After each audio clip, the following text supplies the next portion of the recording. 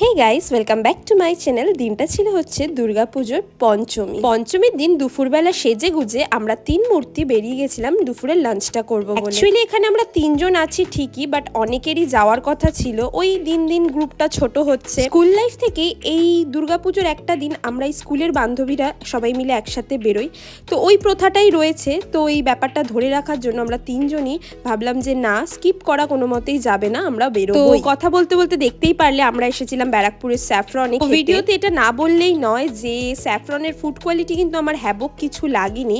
হ্যাঁ, এন্টায়ার ডেকোরেশনটা ভালো ছিল, বাট ফুড কোয়ালিটি অ্যাভারেজ। তো যাই হোক, তিনজন মিলে বেশ মজা করে খেয়ে দিয়ে বেরোলাম, একটু ঠাকুরও দেখে নিলাম। তারপরেই আমি চলে গেছিলাম, আজকে মিষ্টির জন্মদিন ছিল, মিষ্টির বার্থডে অ্যাটেন্ড করতে। তো মিষ্টিকে তো একদম পুরো পরীর মতো লাগছিল। তো কেমন লাগছে মিষ্টিকে সবাই কমেন্টে বলো। চলো, দেখা হচ্ছে নেক্সট ভিডিও। এইভাবেই আমার পঞ্চমী শর্টের দুর্গাপুজোর ভিডিও নিয়ে আবার আমি আসছি খুব তাড়াতাড়ি।